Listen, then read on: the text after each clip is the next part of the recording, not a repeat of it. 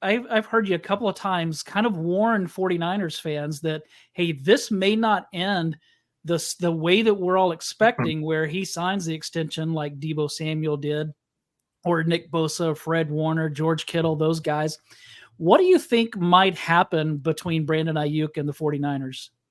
Oh, I have no idea, but I can tell you, what the scenarios are. Now, remember with George Kittle, with Fred Warner, with Deebo Samuel, and also with Nick Bosa. Each of the past 4 seasons or off seasons, they've signed big money guys to market value contracts.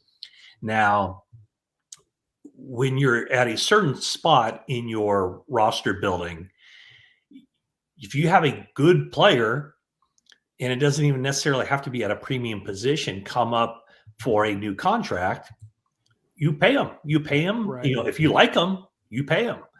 Now, the 49ers are different because they've done it now 4 consecutive off seasons. And then they readjust Christian McCaffrey's contract. And, it doesn't even include Trent Williams' contract. And so at some point, if your roster is full of really good players, you can't continue to pay market value.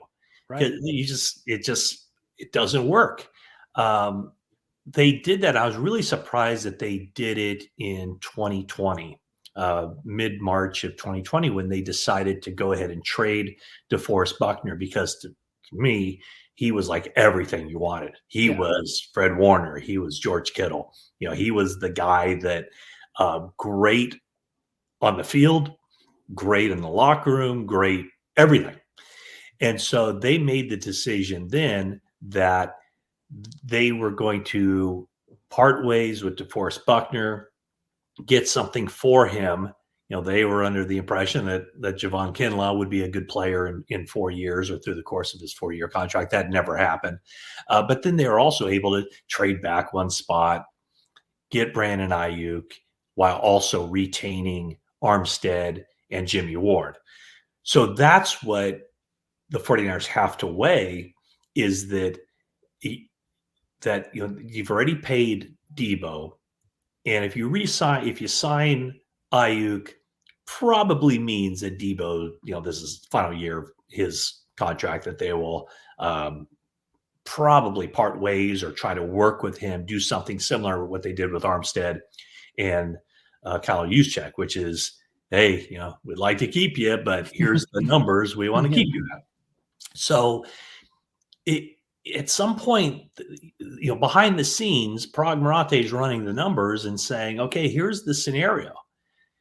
We can keep Brandon Aiyuk, but it might mean that a year from now, both Diamador Lenore, Charvarius Ward, Dre Greenlaw, Aaron Banks, those guys are gone. So that's where I think the first thing that I started to look at was right around the draft. I was always of the opinion from the season ended, they'll keep Brandon Aiyuk. You got to keep Brandon Aiyuk. He's a really good player.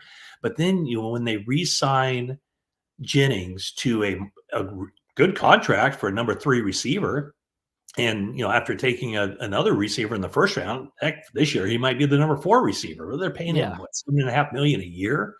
And then, they redo McCaffrey's contract. So it just makes me pause a little bit. Whereas the previous 4 years, I didn't see any scenario where they wouldn't get the deals done with the 4 guys I previously mentioned. This year, I can see where they have to make a decision. And I think it's a logical and reasonable decision that they could make, that, hey, instead of re-signing Aiyuk for this number, let's re-sign these guys, multiple guys, and let Aiyuk walk. Now you kind of tossed it open, so I'm sorry for talking so long, but no, that's okay. Do I see Brandon Aiyuk playing this year? Absolutely. I just don't see any other scenario. I don't think it makes sense for the 49ers to trade him now unless some team says, hey, we'll give you 2 number ones, we'll give you a number 1 pick next year, a number 1 pick the year after. And then what I would see is, the 49ers would then, again, if they don't get this multi-year extension done with him, they would franchise him at the end of the season and probably trade him at that point. So I think it's possible. I mean, I would almost say 50-50. I mean, I've talked to agents who think that, oh no, they're not going to re-sign him. Other people I talk to say, yeah, I think, they got to give Purdy, got to keep Purdy's favorite target in there. The other philosophical conversation is, I know what the market value is for wide receivers, but are they really that valuable? Yeah. Especially in this offense. It's not, yeah, especially in this offense. And how many wide receivers were taken in the first round of this draft? So it's not like you can't find plug and play wide receivers.